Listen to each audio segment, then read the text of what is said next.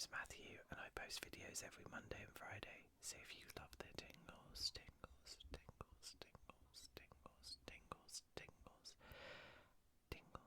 then hit that subscribe button because you are in the right place. So today's video we are going to be looking at the case of Janine Balding. So the last night of Janine Balding's life is a truly twisted tale of being in the wrong place at the wrong time. On the morning of September 8th, 1988, the 20-year-old bank teller parked her car at Sydney's Sutherland train station before heading into the city for work. That evening, at around 6 p.m, she was walking to her car when she was approached by a group of dishevelled homeless teenagers who, unknown to her, had the very worst of intentions. After distracting Janine by asking her for the time and whether she had any money or cigarettes, one of the youths pulled out a knife. The teenager warned Janine that he would cut her face if she did not do exactly as he asked, and then snatched the woman's car keys from her hands. The pack, which included 5 males, Matthew Elliott, 16, Bronson Blessington, 14, Stephen Shorty Jameson, 22, Wayne Wilmot, 15, and one female, Carol Arrow, 15, then forced Janine into the back seat of her own vehicle before speeding off. They drove the hijacked car for nearly an hour out west to Missionberry,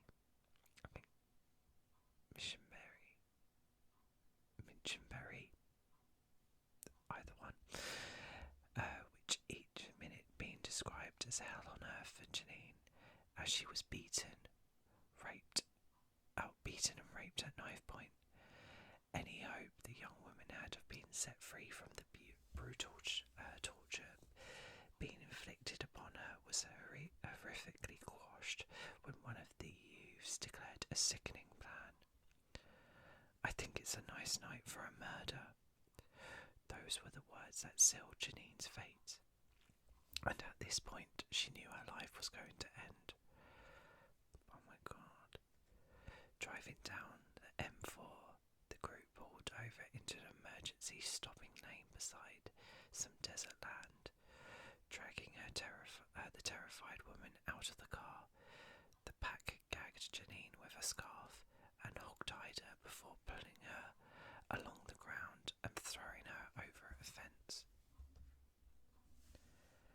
Elliot, Blessington and Jameson carried her to a nearby dam where she drowned. After she was dead, the gang stole Janine's jewellery from her body and took her bank cards and PIN number, which she had written down on a piece of paper in her wallet. From missing to murdered. Leaving her body there, the group got back into Janine's car, but the vehicle broke down shortly after the journey began. Making their way to Mount Druitt by foot, they sold the jewellery and withdrew some cash using her bank cards. Hopping on a train back to Sydney CBD, the group split up, with Blessington and Elliot regaling the details of their crimes to another street kid before going to Hyde Park to sleep.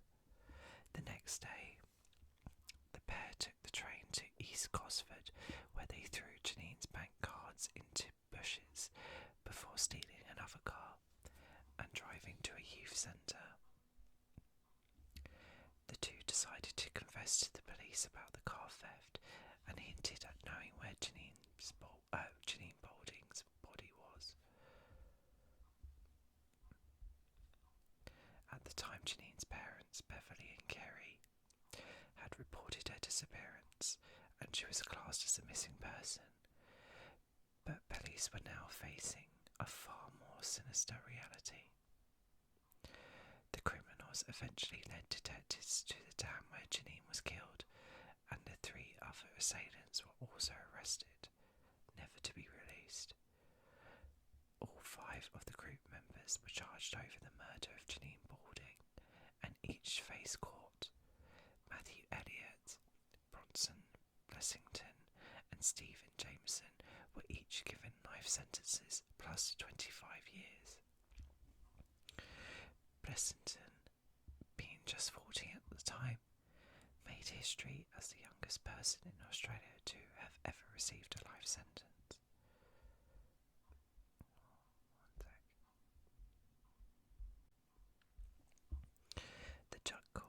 The judge in the case called their crimes barbaric and recommended that Elliott, Blessington and Jameson should never be released. To sentence people so young to a long-term imprisonment is, of course, a heavy task, he said during the trial.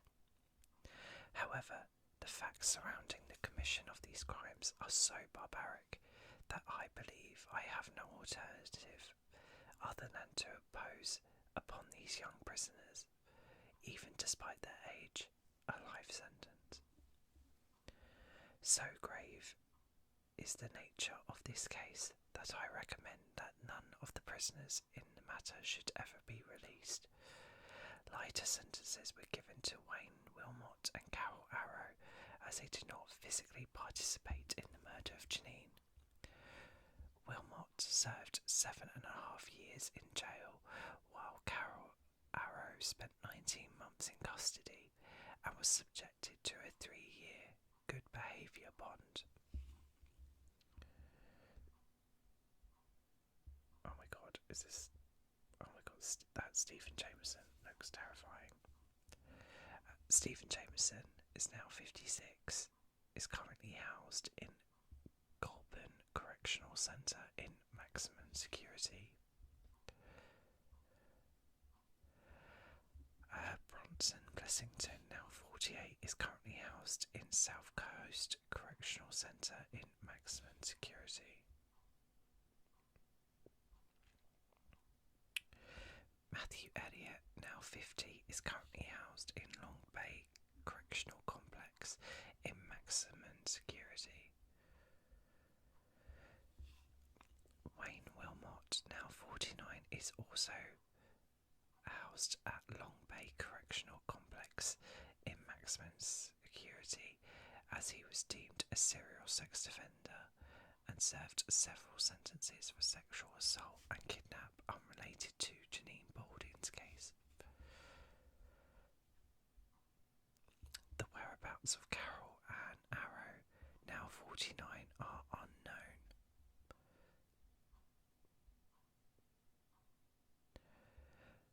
Many have likened the brutal nature of Janine's case of that to Anita Cobby, or is it Kobe, who was raped and killed by a pack of young men 2 years earlier, in February 1986. The 26-year-old nurse had finished work at Sydney Hospital at 3 p.m. before heading to dinner with friends in nearby Redfern. Catching a train from Central Station to Blacktown, Anita decided to walk home after finding the public phone was out of order and no taxis were in the taxi rank. It was then at 10 p.m. where she was set upon by a car full of 5 men.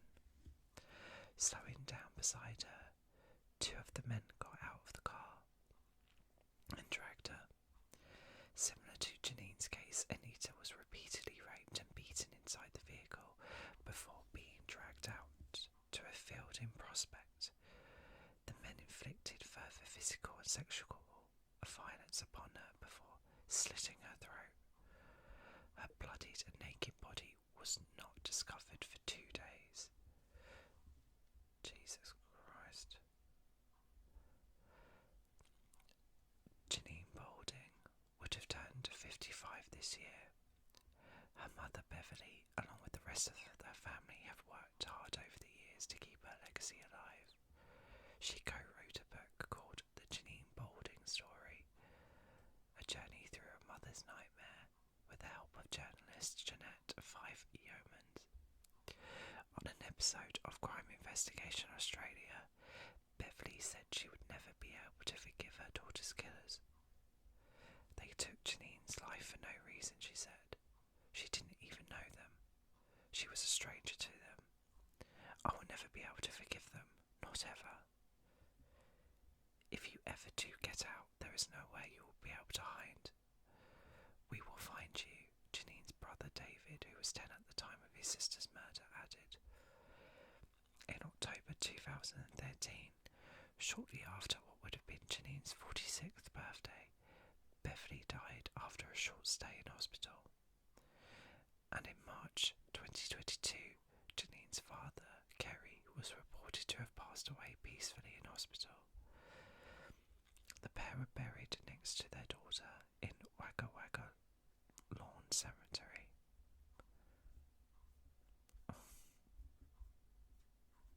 That's so sad. But I do get where their parents are coming from. Like, why would you forgive your daughter's killers? I'm not quite sure how you could. Like, it wasn't. It was a complete random attack. Like it was said. She didn't know them. There was no connection. And it is a horrible case of, the wrong time, the wrong place, but that poor woman. And then for the story to be quite similar to Anita's case as well. Their final moments were complete torture.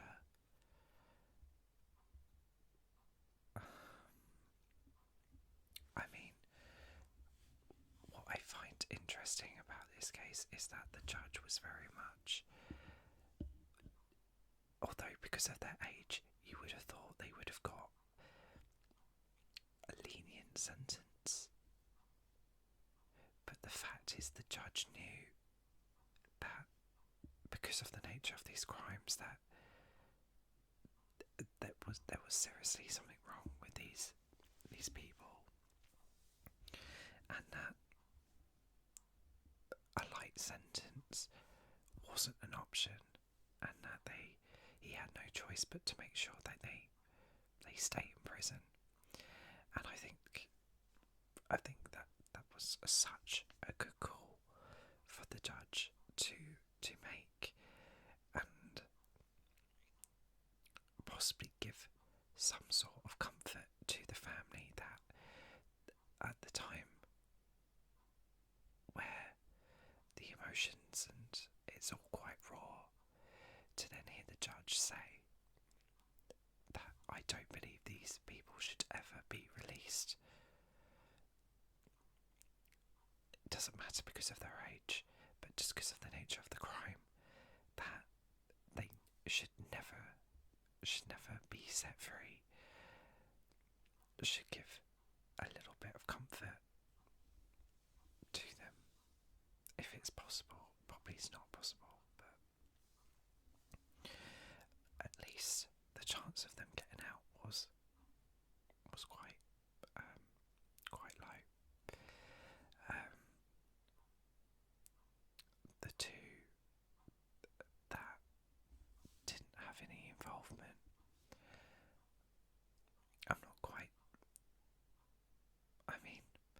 those people didn't volunteer the information. They may have not done anything, but they didn't go to the police and say what had happened. So I'm not quite sure. The judge should have been as lenient on them. Maybe if they were like, they didn't agree with what happened, they should have once they kind of went their separate ways, should have gone to the police themselves.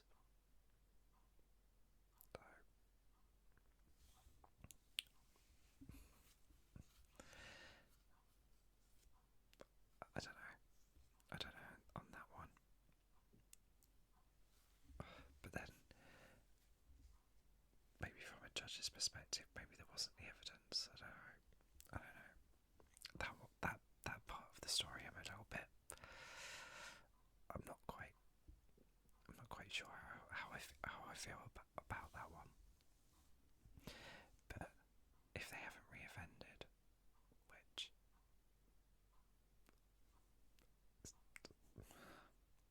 I mean the article didn't say, so we don't know.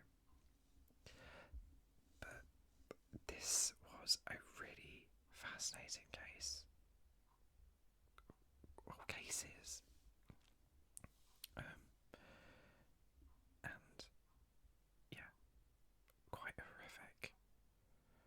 And just to be in that moment and to know you're going through all this torture and you know you're going to die. How? It's horrible. But these were kids as well. These weren't, I mean, one of them was an adult, but the rest of them were just kids. Like, the whole thing's fucked up. But anyway, that was the case of Janine Balding. I hope you found this video to be relaxing. I hope I managed to give you some tingles.